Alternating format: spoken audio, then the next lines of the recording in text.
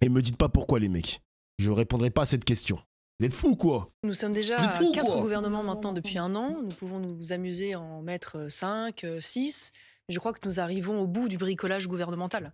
Et qu'aujourd'hui, il est impératif que d'un côté, Emmanuel Macron écoute les Français, et donc démissionne, et de l'autre, que les Républicains écoutent leurs électeurs, et donc acceptent la coalition des droites. Et donc sur Bruno Retailleau, vous lui dites bravo, c'est formidable d'avoir quitté non mais je ce gouvernement ou pas? je vais vous dire, moi je considère aujourd'hui qu'il y a assez peu d'intérêt à commenter ce qui était d'ores et déjà condamné, puisque la réalité c'est qu'il n'y a pas de majorité à l'Assemblée nationale, donc il ne peut pas y avoir de vision et de cohérence. Je considère qu'un homme comme Bruno Retailleau devrait aujourd'hui, et je le souhaite d'ailleurs et je l'appelle à cela, demain travailler et se mettre autour de la table avec des gens du Rassemblement national, avec évidemment des gens de son mouvement tels que Laurent Wauquiez, avec des gens de Reconquête, avec des gens issus de Debout la France, parce que je crois que c'est la seule manière précisément de sauver la France et de battre la gauche. Parce que, excusez-moi, j'en finis par là, méfions-nous. Je vois aujourd'hui, et vous l'avez rappelé d'ailleurs sur ce plateau, la gauche commencer à faire des ouvertures, à parler de rassemblement, d'union. Va-t-on de nouveau prendre le risque en cas de dissolution de voir un bloc uni de la gauche et de nouveau une droite divisée, au risque de les voir se renforcer et de nouveau se retrouver dans une situation de blocage sans majorité absolue? Je crois que ce serait un drame pour les Français. Donc pour vous, ça peut être le coup d'envoi, le départ de Bruno Retailleau et la fin du gouvernement Lecornu, de l'union des droites dont vous rêvez depuis des... Par contre, les gars, j'ai une question. Est-ce que vous pensez que l'union des droites va donner une majorité absolue? Ça, c'est une bonne question quand même, parce que j'avoue que quand tu rassembles tous les pourcentages, entre les sondages et la réalité, est-ce que l'union des droites va donner automatiquement les clés à Matignon d'un Bardella Premier ministre? Franchement, c'est une bonne question. C'est possible de faire. Oui. Ah, le chat est un peu divisé quand même. Oui, oui, absolument non. Ah, par contre, la majorité relative, c'est possible. Hein. C'est possible. Oui, je le crois, parce que je pense, si vous voulez, que les événements font les choix. Voilà, que la situation est plus grave aujourd'hui qu'elle ne l'était hier, que la gauche est plus dangereuse aujourd'hui qu'elle ne l'était hier, quoi qu'on en dise, que les Français n'ont jamais été aussi nombreux à vouloir cette coalition, parce que c'est plus de 74% des électeurs de droite qui la veulent, cette coalition, très largement au RN, très largement chez les Républicains. C'est donc un impératif moral à l'heure où nous parlons. Et moi, je dis, une fois de plus, je suis pour un retour aux urnes. Je souhaite qu'Emmanuel Macron démissionne, à défaut qu'il dissolve l'Assemblée nationale. Mais je dis, quel intérêt, si je puis dire, de retourner aux urnes si nous ne nous assurons pas, nous à droite et plus largement le camp national, une majorité absolue? Nous en sommes encore loin, mais il n'est pas trop tard. Sur TF1, on écoute après les mecs. Jure un nouveau sub. Elle estime que c'est une chimère. Est-ce que vous en parlez avec elle? Oui, évidemment, mais je ne vais pas vous dire que je suis surprise, y compris par les propos tenus ce soir par François-Xavier Bellamy, la tentation de chacun. François-Xavier Bellamy dit le RN, économiquement, il est plus proche de la gauche que de la droite. Oui, et mais on ne peut pas entièrement lui donner tort quand on voit par exemple la position du RN sur les retraites. Le RN dit retour à 62 ans. Vous savez, s'aligner sur ce que dit une partie de la gauche. Le principe d'une coalition... Oui, bon, après le journaliste, il abuse. Hein. Le RN ne fait que de bégayer sur la retraite à 62 ans. Est-ce que c'est possible ou pas? Même Bardella n'arrive pas à expliquer sa réforme des retraites, donc bon. En général, c'est d'asseoir autour de la table des gens qui ne sont pas d'accord sur tout. C'est ce que fait d'ailleurs particulièrement bien la gauche. Dominique! Je crois que plutôt que de parler de ce qui nous sépare, moi-même je suis gars, il m'intéresse lui aussi. Je suis un allié, j'ai des singularités économiques et d'autres. Mais c'est de parler de ce Chef qui de nous rassemble. Villepin. Or, il y a aujourd'hui énormément de choses qui nous rassemblent. Vous voulez dire, on met tous les sujets importants comme les retraites sous le tapis? Non, je crois que déjà, il faut être capable de dialoguer et de trouver des compromis. Or, il y a une bonne base de discussion, puisque la base de discussion qui peut nous rassembler, elle tourne autour de la nécessité de contrôler et de réduire l'immigration, elle tourne autour de la nécessité de restaurer le régalien et la force de la justice, elle tourne autour de la convergence vers l'idée de réduire les impôts sur les classes moyennes, les TPE, les PME. Elle tourne autour de l'idée de mettre fin à l'écologie punitive. Ce sont des sujets centraux, urgents, vitaux, sur lesquels la droite dans son ensemble est d'accord. On peut d'ores et déjà mettre ces sujets sur la table et sur ce qui nous différencie, trouver un chemin de compromis. C'est ce qui marche dans tous les pays européens qui gouvernent à droite aujourd'hui. C'est ce qui marche. Je suis aussi entre les lignes, Marie Maréchal. L'union des droites, elle serait plus simple avec un Jordan Bardella, qui est, pour dire les choses un peu rapidement, plutôt... Non mais s'il vous plaît, pitié, genre c'est bon, on a compris. Dominique de Villepin, le sauveur du pays. Dominique de Villepin, le bosseur, le boss, les gars. Futur président, tu sais même pas écrire son prénom, frère. Ça y est, toi aussi, arrête de sucer, mon gars. Arrête, mon gars, t'en as plein au fond de ta gorge, mon gars. T'en as plein au fond de ta gorge, ça y est, toi aussi. Ça y est, chef. Ah, ça y est, le fan, là, ça y est. Pour entreprise, Villepin. avec une Marine Le Pen. Oh, je ne crois pas que la chose se pose en ces termes. Je pense que d'ailleurs, il ne faut pas distinguer les deux. Calme les chibres, calme. J'entends tous les partis politiques dire, alors je comprends la tentation de dire finalement venez chez moi, parce que moi c'est chez moi qu'on va rassembler tous les électeurs. C'est évidemment plaisant de penser ainsi, mais la réalité c'est qu'on rassemble les Français par les partis, que ça nous plaise ou non, parce que chaque parti incarne une singularité, et que la leçon quand même de ces dernières décennies, c'est qu'aucun parti politique ne peut gagner seul, quelles que soient d'ailleurs ses qualités ou son talent. C'est un fait, il ne peut pas rassembler à lui tout seul 50+1 des Français. Moi, je parle beaucoup, si vous voulez, du modèle italien. Beaucoup de gens à droite aujourd'hui, Giorgia Meloni. Elle va refaire le buzz. Elle va refaire le buzz en parlant de Giorgia Meloni. Modèle d'ailleurs de Laurent Wauquiez, manifestement, y compris de Bruno Retailleau, y compris de Jordan Bardella, qui touche les risques en modèle pour ses résultats, sa fermeté migratoire, ses résultats économiques. Très bien, mais le succès de Giorgia Meloni, c'est aussi et avant tout un succès de gouvernement parce qu'elle a rassemblé toutes les droites, y compris des partis qui parfois ne faisaient que 1%. C'est comme si aujourd'hui en France, nous avions une partie d'Horizon qui travaillait avec le RN, avec DLF, avec Reconquête, avec les LR. Si ça marche là-bas, pourquoi ça ne marcherait pas chez nous? L'histoire du RN fait que la droite ne veut pas s'allier avec le RN. Le RN de Jean-Marie Le Pen, ses fondations... Vous voyez bien que ça pèse encore aujourd'hui dans l'histoire du pays. Je ne crois pas que ce soit le sujet. Je pense qu'il y a des vieilles tentations qui demeurent. Mais quand j'écoute Laurent Wauquiez ou Bruno Retailleau lors des élections internes, les deux candidats disent à ce moment-là, les élections internes de LR, disent aujourd'hui le seul cordon sanitaire qui vaille, il est contre LFI. Et je suis d'accord avec cela. La vraie menace, le vrai danger aujourd'hui, c'est LFI au pouvoir. Et donc quand ils disent cela, il y a une digue symbolique qui est passé. Quand je vois par exemple le sénateur LR, M. Carucci, dire qu'en cas de second tour... Entre un insoumis et un RN, exactement, il voterait Rassemblement National. Donc on voit bien que les choses avancent, mais qu'il y a encore un décalage entre la classe politique et les électeurs. Et bien moi, la mission que je me donne, c'est de contribuer à construire ce pont entre les formations politiques, comme nous le faisons d'ailleurs avec notre groupe au Parlement européen. Parce qu'au Parlement européen, moi je travaille avec le groupe du RN, avec le groupe des LR, et ça fonctionne. Putain, les mecs, on est vus en ops de fou, hein. Les fans de Mélenchon de mon chat, on est vus en ops. On est des ops. Merci Matmat pour le sub. En attendant, il y a le prochain gouvernement, celui qui arrivera dans les jours qui viennent.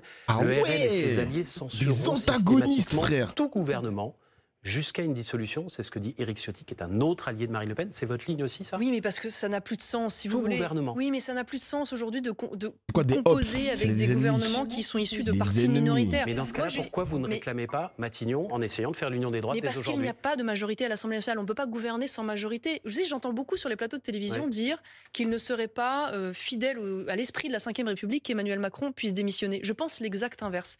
Le président de la République qui a démissionné dans l'histoire de la Ve République s'appelle le général de Gaulle. Il me semble quand même que c'est un bon exemple. Il a démissionné après l'échec d'un référendum en 1969. Imagine-t-on le général de Gaulle se maintenir après un échec aux législatives? Certainement pas. Il aura fallu l'ego d'un Mitterrand ou d'un Chirac pour dévoyer les institutions et accepter la cohabitation. Mais l'esprit de la Ve... désormais, c'est personne n'aura grâce à nos yeux tant qu'Emmanuel Macron n'aura pas dissous l'Assemblée. Oui, je pense qu'il faut imposer ce retour. Quelle que soit la couleur du prochain Premier ministre, même si c'est un républicain avec qui vous voulez faire l'union des droites. Mais une fois de plus, s'il n'y a pas de majorité à l'Assemblée nationale pour faire en sorte que ce gouvernement puisse conduire une politique de droite, ça n'a pas de sens. Et donc c'est pourquoi j'espère, quand Emmanuel Macron dit « je vais prendre mes responsabilités », qu'il écoutera les Français qui veulent sa démission majoritairement, ou à minima qu'il permettra un retour aux urnes. Et c'est là où la responsabilité de la droite se pose, d'être unie pour obtenir une nouvelle majorité. Mais si vous voulez tant que ça le départ d'Emmanuel Macron, pourquoi est-ce que le RN ne s'associe pas aux insoumis qui veulent voter une destitution? Parce que de toute façon, les deux ne suffisent pas pour obtenir une destitution. Il y a des conditions qui sont très strictes, qui ne me paraissent pas strictement remplies pour pouvoir l'obtenir. Et la majorité qui est demandée dans le cadre constitutionnel ne peut pas être atteinte en l'état. Donc je crois qu'à un moment donné, Emmanuel Macron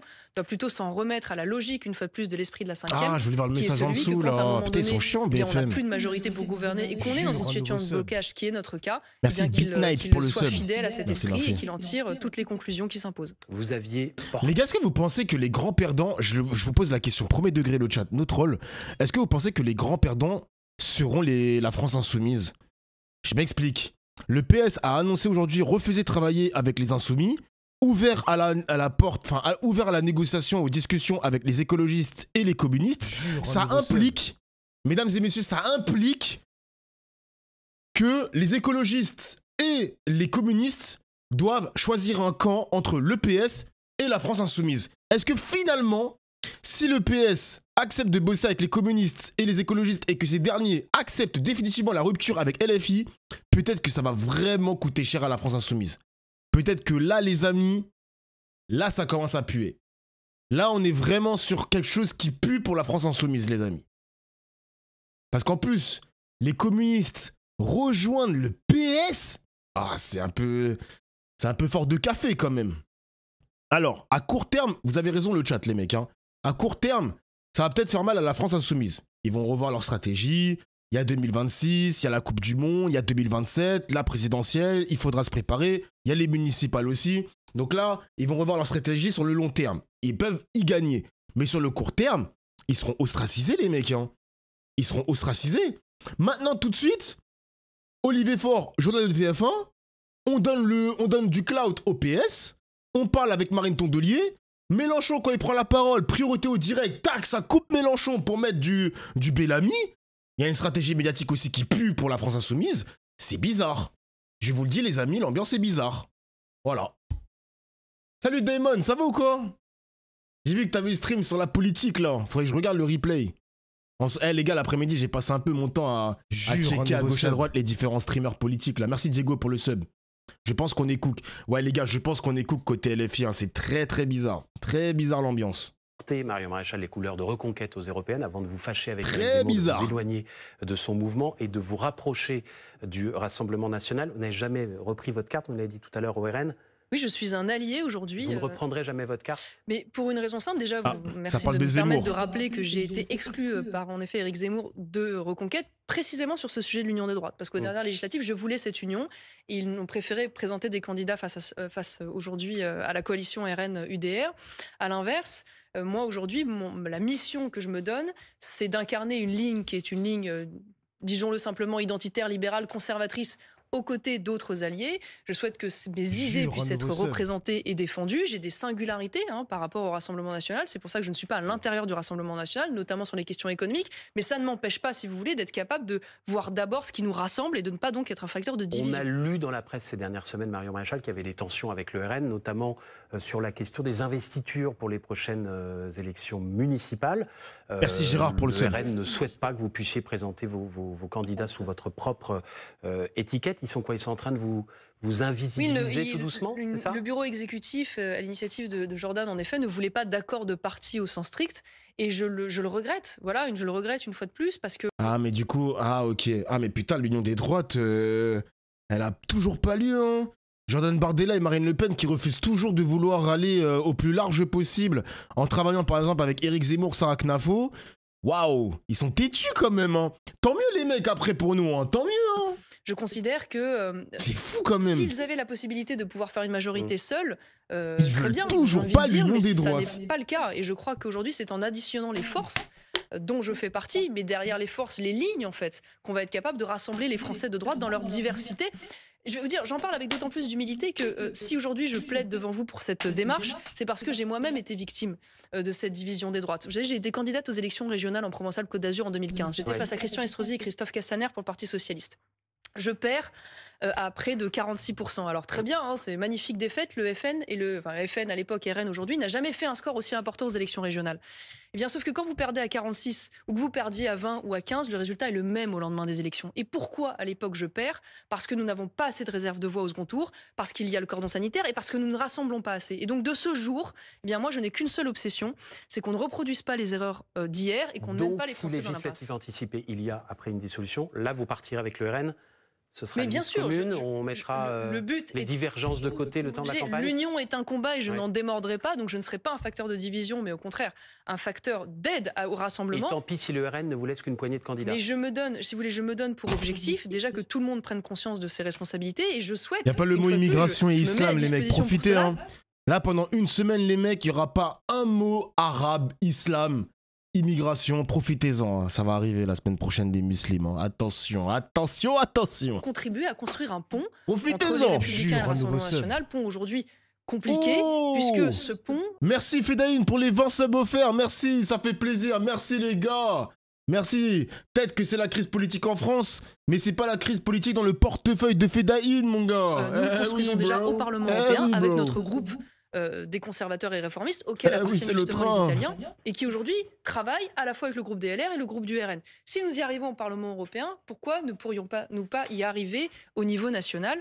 je crois que ce sera possible, encore faut-il mettre ce sujet sur la table. Merci beaucoup Marion Maréchal d'être venue ce soir sur le plateau de BFM TV. Il est 20h02. Les amis, alors on va aller écouter monsieur... Alors, on a qui aujourd'hui les amis? Le président du MEDEF, l'ancien président du MEDEF, on s'en fout.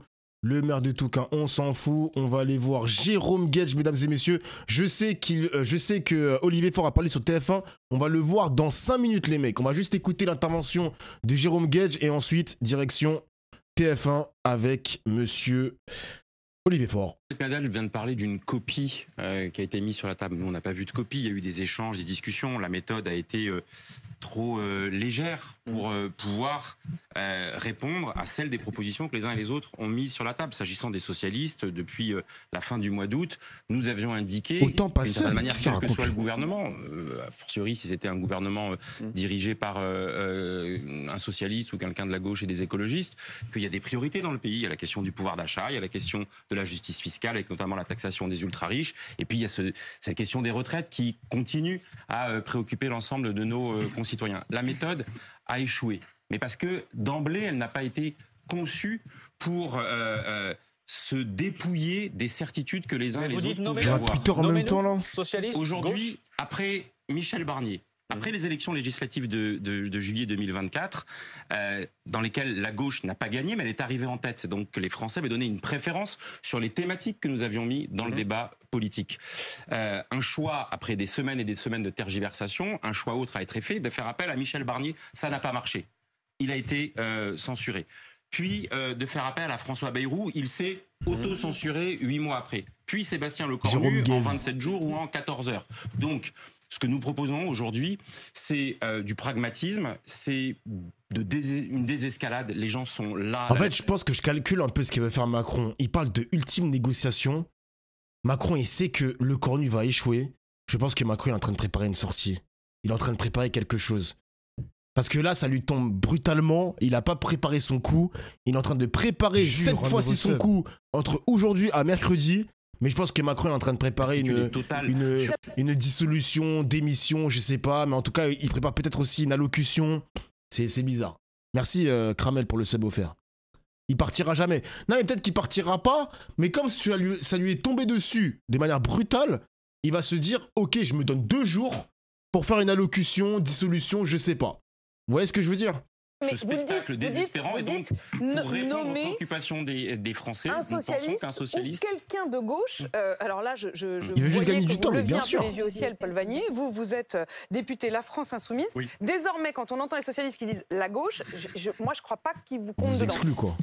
Je ne sais pas. Ça, ce sont les débats du Parti socialiste. Moi, je veux m'adresser aux Françaises et aux Français. Ce dont le pays a besoin, c'est de démocratie ce soir. Cette tambouille là, cette magouille dont on est en train à nouveau d'évoquer en décrivant des scénarios qui sont tous plus spéculatifs les uns que les autres, elle provoque un dégoût. Il y a des chances, les mecs. Les Français ont voté il y a 1 an.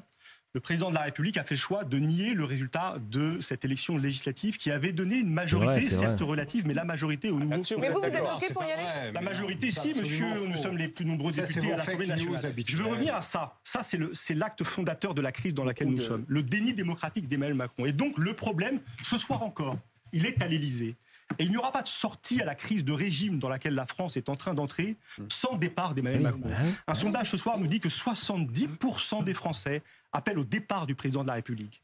Nous avons proposé une motion de destitution. Elle est aujourd'hui soutenue par 104 députés. Elle sera examinée mercredi lors du bureau de l'Assemblée nationale. Et donc moi j'appelle tous les parlementaires de notre pays à se saisir de cette motion qui est prévue par notre Constitution, qui est un chemin institutionnel, démocratique, étroit, mais qui existe. Il faut le rappeler, la règle constitutionnelle, c'est quand même une très large majorité des 2 chambres, y compris du Sénat. Dont nous disposons à cette heure en raison du caractère entêté, forcené d'un homme seul à l'Élysée, bunkerisé, qui s'accroche à un pouvoir que les Français lui ont retiré. Paul Vannier, est-ce que vous appelez votre voisin à signer cette motion de destitution? Alexandre Goubet, député RN. Du RN. Moi, évidemment, je n'ai rien de commun avec le Rassemblement national, qui est l'ennemi de notre démocratie, qui est un péril si de nouvelles élections se profilent. Et avec mon organisation politique, nous avons aujourd'hui adressé un message à la gauche pour nous préparer à toutes les hypothèses, y compris à celle d'une dissolution, pour nous retrouver pas à la question. Qu'est-ce que vous dites, autour du programme du nouveau Front populaire. Moi, je ne dis rien à l'extrême droite. L'extrême droite, elle est complice de la Macronie. L'extrême droite, il y a 3 jours, avec les macronistes, elle a permis aux représentants du président de la République d'occuper toutes les positions de pouvoir à l'Assemblée nationale. Je n'ai aucune illusion sur le fait que l'extrême droite sert le même projet idéologique. Mais sans les voix de l'extrême droite, ça ne marche pas. Sans les voix de l'extrême droite, ça ne marche pas, votre dissolution. Macronisme. Chaque parlementaire est évidemment libre de se saisir des outils institutionnels. Cette motion de destitution, elle est sur la table. La voteront ceux qui voudront trouver une issue démocratique. Il parle bien, lui. Démocratique à la crise. J'ai entendu ces dernières heures Madame Le Pen tout faire pour écarter le scénario du départ du président de la République. Alexandre Loubet. Le président de la République, Emmanuel Macron. Les gars, alors, petite parenthèse, Marine Le Pen a parlé sur sa chaîne YouTube, compte Twitter, chaîne YouTube, je ne sais pas quoi. On va écouter, les amis, ça dure à peine 4 minutes. Ah, c'est compliqué tout ça. Et après, on se fait Olivier Faure, les mecs. Ok, on va se faire Olivier Faure, ne vous inquiétez pas, les mecs. On est en multiplex, les amis, on est en multiplex. Sébastien Lecornu a démissionné. L'éphémère Premier ministre d'Emmanuel Macron a fini de démontrer par l'exemple qu'aucune majorité alternative ne pouvait se dégager de l'actuelle Allez, je vous inflige pas en 25. Assemblée nationale. Emmanuel Macron, qui se refuse un peu trop souvent à admettre les évidences, pense qu'il peut engager un bras de fer avec les institutions et maintenir l'illusion d'un gouvernement en dehors de toute majorité parlementaire ou populaire. C'est là une voie sans issue. Dans un pays comme la France, les institutions s'imposent par leur logique, par leur intelligence, par leur cohérence et finalement par leur puissance, même invisible.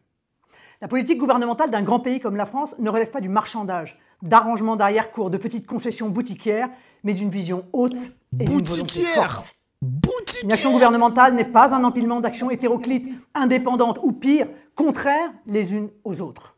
On ne peut pas être à la fois pour et contre l'immigration, en même temps pour et contre le nucléaire, pour et contre des économies sur le train de vie de l'État. On ne peut pas décemment présenter un même gouvernement et une même politique à une assemblée qui les a déjà censurés il y a un mois. Le gouvernement de la France ne peut se fonder sur l'achat des voix parlementaires, mais sur l'adhésion des consciences et des forces politiques. Pas sur les synthèses molles, mais sur une inspiration puissante et entraînante. Pas sur des rapiessages nostalgiques d'anciens partis déchus, mais sur un projet collectif fédérateur. Le gouvernement de la France appelle, on le sait, une démarche éminemment politique, conduite par des politiques au service d'un projet politique.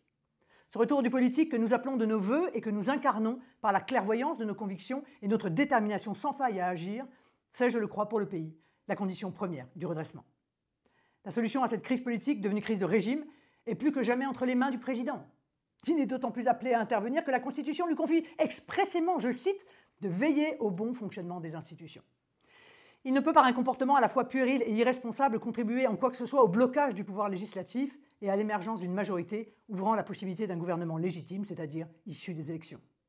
En ces heures, le chef de l'État dispose de 2 voies possibles, soit la démission, soit la dissolution. La démission, la dissolution. La démission relève de la conscience d'un homme, de son sens de l'État et de rien d'autre. À l'inverse de ceux qui ont voté... N'empêche, elle n'a pas utilisé la 3e option, les mecs. Hein. La 3e option qui veut que Macron nomme un nouveau Premier ministre qui va essayer d'écouter le RN ou pas. Elle a donné 2 options, la démission ou la dissolution. C'est pour lui, dont les forces politiques elle parle pas chinois, frère. Nous nous sommes opposés démocratiquement de toutes nos forces à cette funeste élection. Pour autant, nous considérons qu'Emmanuel Macron tient son pouvoir d'une décision solennelle du peuple et que ce mandat lui a été confié pour le meilleur et je le crains pour le pire. Attachés à la République, nous nous contenterons donc d'appeler l'intéressé à une introspection et peut-être à une prise de conscience salutaire pour la France. La seconde option, je dis bien la seconde option et non la 2e parce qu'il n'y en a pas d'autre, c'est la dissolution. Elle est à nos yeux irrémédiable. Voilà, c'est ce que je viens de dire à l'instant, les mecs. Il n'y a pas de 3e option, genre. Il y a 2 options seulement. Ça veut dire vraiment que Marine Le Pen, elle est capable de vouloir censurer, en tout cas, tous les prochains premiers ministres de Macron. Donc là, on est vraiment sur un véritable rapport de force. C'est clair et implacable. Je ne sais pas s'ils vont retourner leur veste.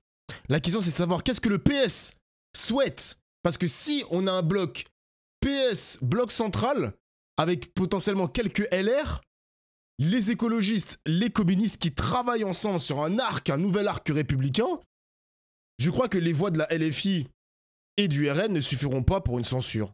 Faites les calculs, le chat, parce que je sais plus, il y a exactement... il y a combien de députés RN, plus combien de députés LFI, pardon, mais je crois qu'ils sont pas assez nombreux pour censurer, si je dis pas de bêtises. Médiable. Comprenons-nous bien. Le Rassemblement national ne demande pas des élections pour lui-même. Il les réclame dans un seul but, celui qui conduit notre action politique, la défense des intérêts de la France et des Français. Si nous réclamons des élections, c'est pour sortir le pays de l'enlisement mortel. C'est pour redonner un cap à l'action publique, des moyens d'action à l'État, une direction aux administrations. Nous pensons également en ce moment aux entreprises, aux familles, aux jeunes et aux personnes en difficulté qui attendent des décisions publiques ordonnées et novatrices.